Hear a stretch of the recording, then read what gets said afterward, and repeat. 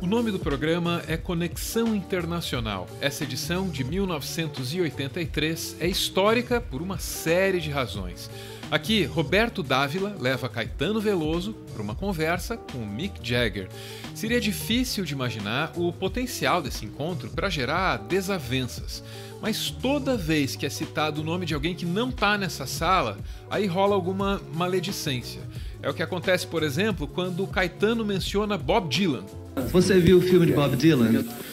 Não gostei lá muito, fiquei meio decepcionado. E é o que acontece quando Caetano menciona John Lennon. Ele se referiu ao seu modo de atuar no palco de uma maneira assim, criticando, né? Como achando que você já não devia ter esse comportamento na idade que você tem, e achando também que um homem, quando chega na maturidade, deve ser masculino e viver com sua mulher e não com um grupo de garotos como se fosse adolescente. O que você acha disso? John não era capaz de decorar as letras das suas músicas. Isso era um problema porque ele era míope e não gostava de usar óculos e tinha que colocar a letra na estante. Parecia brincadeira. A gente dizia: "Ora, John, você pode lembrar a letra?" "Não, cara, não posso." Então ele pendurava a letra, punha os óculos e cantava. Agora, sobre o que o John disse, eu acho que ele tinha razão por um lado.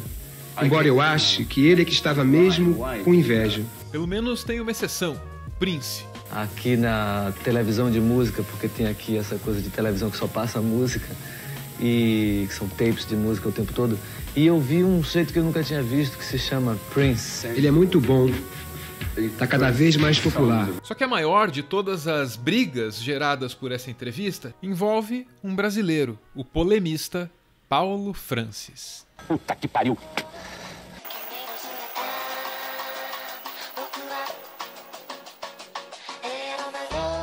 Depois de ver na TV a entrevista de Caetano e Mick Jagger, Paulo Francis, o maior polemista de sua época, escreveu um artigo chamado Caetano, Pajé Doce e Maltrapilho. É um texto repleto de ofensas a Caetano, acusado de se comportar de maneira embasbacada e servil diante de Mick Jagger. Francis escreveu: "O pior momento foi aquele em que Caetano disse que Jagger era tolerante e Jagger disse que era tolerante com latino-americanos. Uma humilhação docemente engolida pelo nosso representante no vídeo." O articulista se refere a esse momento aqui. Note que quem faz a pergunta é o Roberto Dávila, o que torna o texto de Paulo Francis incorreto. Você ainda tem prazer de encontrar pessoas, de conhecer pessoas, ou você já não é mais tolerante com ninguém? Não sou tolerante. Com crianças, então? Se eu sou tolerante? Sim, sou tolerante. Especialmente com gente da América do Sul. Aí, em outro ponto do texto, o Paulo Francis reclama.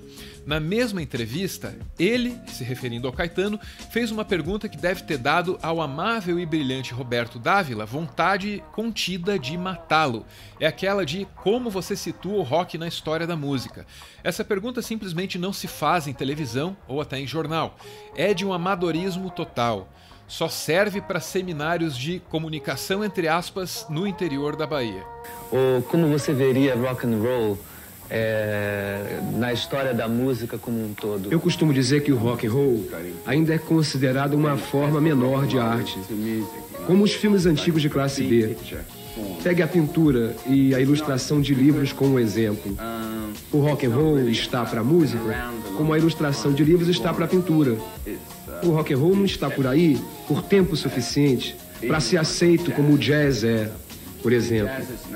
Aqui, Francis dá sinais de não estar habituado a Caetano, um artista que faz e pensa sobre o que faz. Em 1968, na era dos festivais, o Caetano já estava lá tentando entender e explicar o que é pop. Isso é um negócio que eu admito como termo, porque, de alguma forma, a gente está tendendo para um tipo de cultura pop, quer dizer, de assumir todas as formas da cultura massificada e tudo mais, entende? Por exemplo, revista em quadrinhos é uma coisa pop, entende?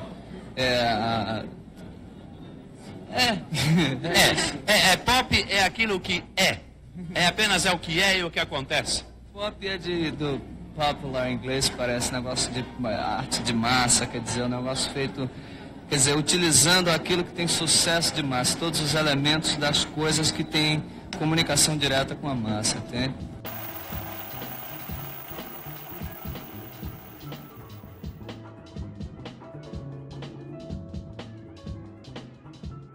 Caetano passou meses sem se manifestar sobre o texto de Paulo Francis, mas aí veio a coletiva de um espetáculo em que ele se apresentava em São Paulo e alguém colocou o assunto na roda. Então quando Paulo Francis, com aquele tom de bicha amarga, vem responder de Nova York, onde ele fica bebendo uísque, entendeu? Quer esculhambar comigo, sem me conhecer, contando uma história mentirosa sobre mim, sobre a entrevista com Mick Jagger, sobre a minha vida, ele está sendo 1 milhão de vezes injusto, entendeu? Tudo que o Paulo Francis falou ali está errado.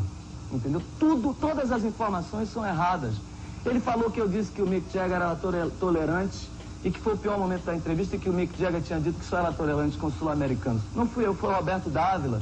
Caetano atribuiu as críticas à inveja. Ele deve ter vontade há muitos anos, entendeu? De me desvalorizar, de desbaratinar tudo que eu falo, tudo que eu faço, entendeu? Ele deve ter inveja de mim, ele deve ter tido inveja também de eu ter entrevistado o Mick Jagger, porque ele fica deslumbrado diante do Mick Jagger, do primeiro mundo, mora em Nova York, mas não escreve em nenhum jornal de Nova York, entendeu? Escreve pra Folha e aparece na Globo com a cara espichada, que tá parecendo uma filha de Fu Manchu, entendeu? Tudo isso fez com que Paulo Francis voltasse a escrever sobre Caetano. São críticas, certas ou não, mas culturais. Qual é a resposta de Caetano? Diz que eu sou uma bicha amarga e recalcada. É puro Brasil. A Folha de São Paulo fez do limão uma limonada. Lançou uma enquete para saber se os principais nomes da cultura brasileira estavam ao lado de Caetano ou ao lado de Paulo Francis.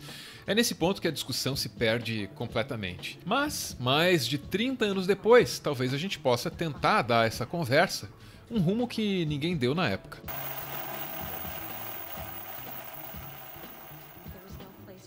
Na imprensa brasileira, Paulo Francis era um homem de muitos temas.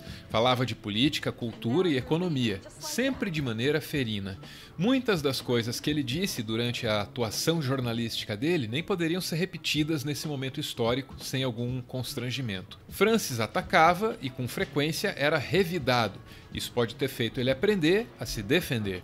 Se alguém tentasse retirar de Paulo Francis um dos temas sobre os quais ele poderia falar, é de se esperar que ele se defendesse.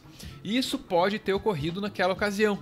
Talvez Francis não estivesse chateado com a tal tolerância do Mick Jagger aos latinos. Talvez Francis também não estivesse apoquentado com a pergunta sobre a história do rock.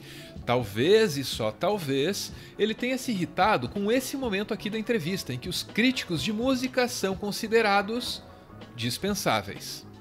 A crítica é um mal necessário, mas eu não creio que seja necessária para o rock and roll. Você ouve no rádio ou em disco e não precisa de críticos para dizer se é bom ou se é mal. Qual é? No cinema é diferente, ou no teatro, que a gente quer saber o que vai ver antes de entrar com $30. Enquanto com o disco você ouve na rádio e diz, gostei. E não precisa que a crítica diga, este é bom. Eu dispenso os críticos de música. Francis teria alguma dificuldade para atacar esse ponto da entrevista, sem dar na cara que ele estava tentando garantir o próprio espaço, tentando preservar uma das suas possíveis áreas de atuação. Talvez ele tenha se irritado com isso. Talvez. Essa é só uma hipótese. O fato mesmo é que muitas vezes as pessoas têm dificuldade para confessar o real motivo pelo qual elas te atacam. Às vezes, as razões são inconfessáveis. E quando as razões são inconfessáveis, aí inventa-se um motivo qualquer para o ataque. É comum que as polêmicas se alimentem de motivos secretos, de sentimentos que não podem ser nominados sem revelar uma ou outra falha de caráter. É bom ter isso em mente, porque os polemistas não estão só nas páginas dos jornais ou nos vídeos do YouTube. Eles estão por toda parte, e você também vai ter que lidar com um deles em algum momento da sua vida. Boa sorte. Puta que pariu, mas só quebrando a porrada essa cabeça. Essa merda dessa gente não tem nem direito de viver.